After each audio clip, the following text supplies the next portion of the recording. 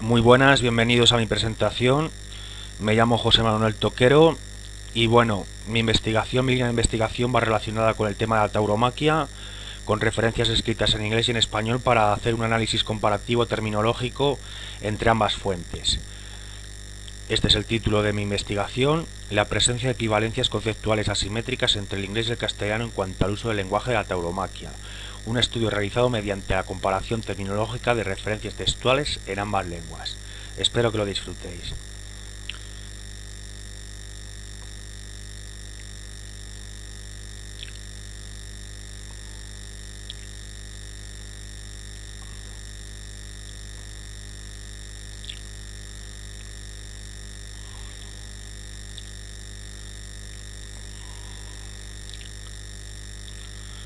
Bueno, perdón por tardar tanto en iniciar la presentación, pero son cosas del programa. Partimos de una hipótesis generada en un trabajo de traducción, un TFG, un trabajo final de grado realizado por mí.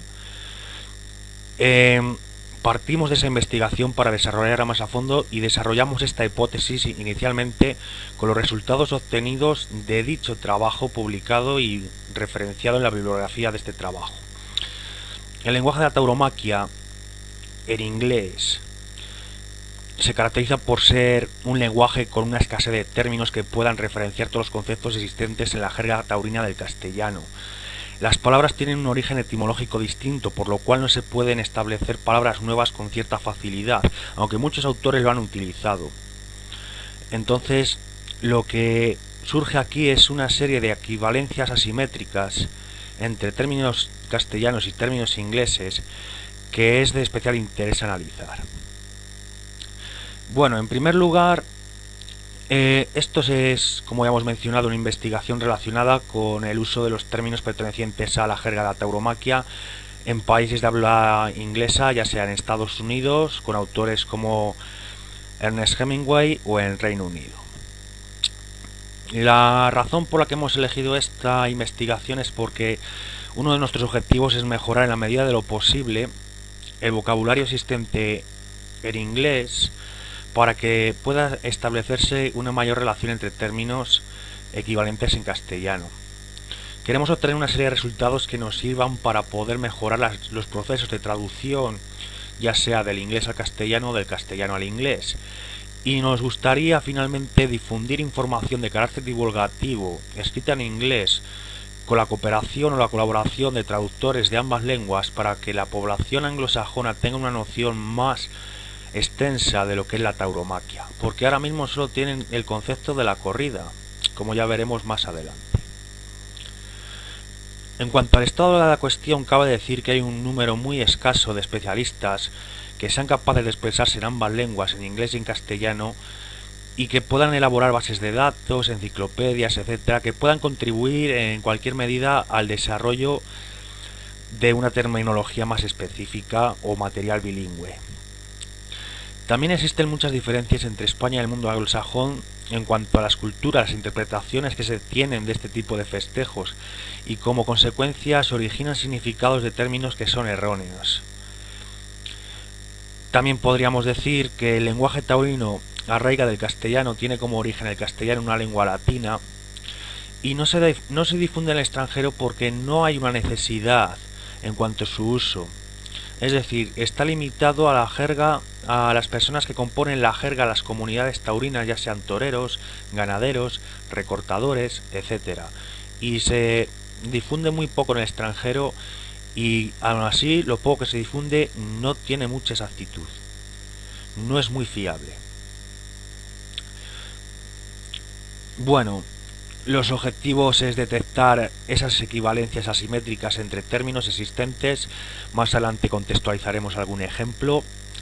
El procedimiento es comparar las referencias escritas en inglés y en castellano para extraer términos de forma manual y comparar sus correspondientes significados.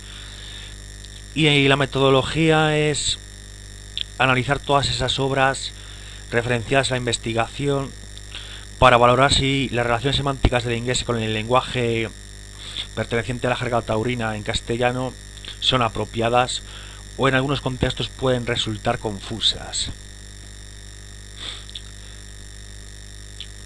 En cuanto a los resultados obtenidos, cabe citar que tenemos una serie de evidencias de errores en las descripciones, es decir, el concepto que se tiene de algunas cosas, de algunas ideas, el vocabulario utilizado, etcétera,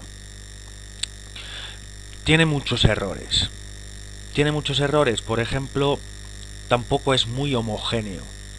No existe una uniformidad en cuanto al uso por parte de los autores. Cada autor interpreta este festejo de una manera y lo describe de la forma más apropiada que él considera. Quiere decir, no hay una interrelación entre todas las obras que pueda elaborar un glosario uniforme, ¿no?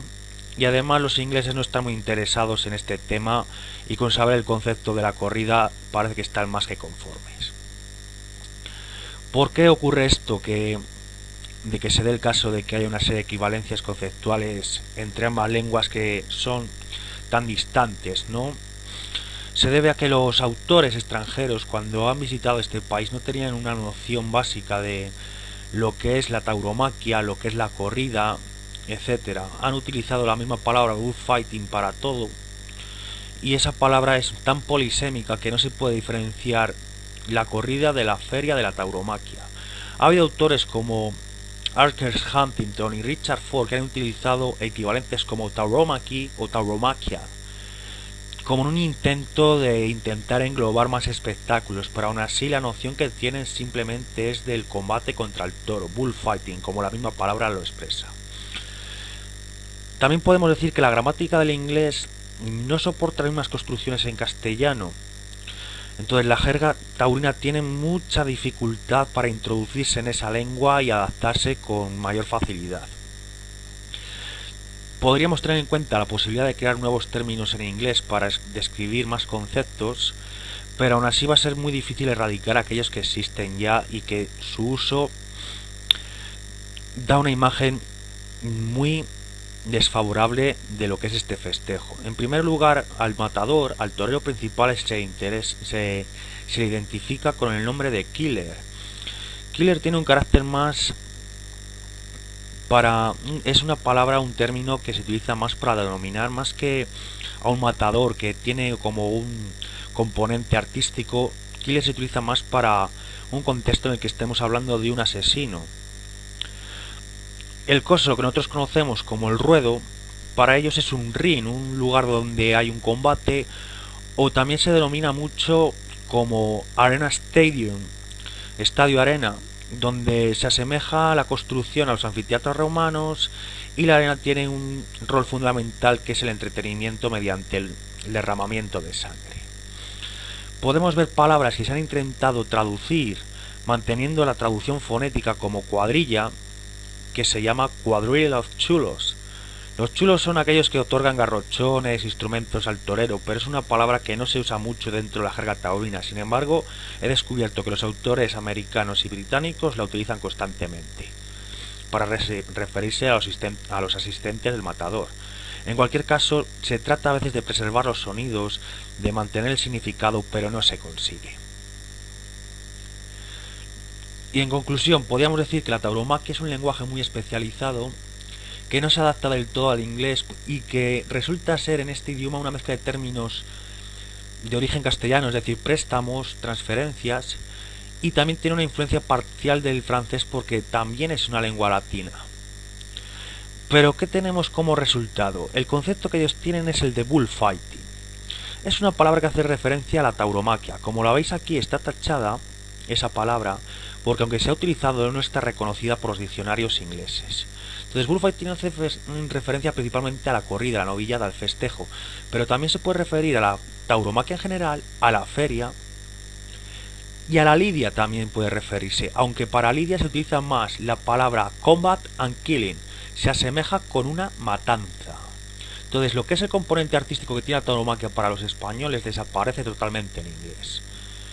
Bueno, estas conclusiones también que se han obtenido en cuanto al tipo de procesos, procedimientos de traducción más utilizados por los autores extranjeros son las siguientes. Se han obtenido estos resultados del trabajo de fin de grado publicado en 2016 por mí también, que también abarca esta área de investigación.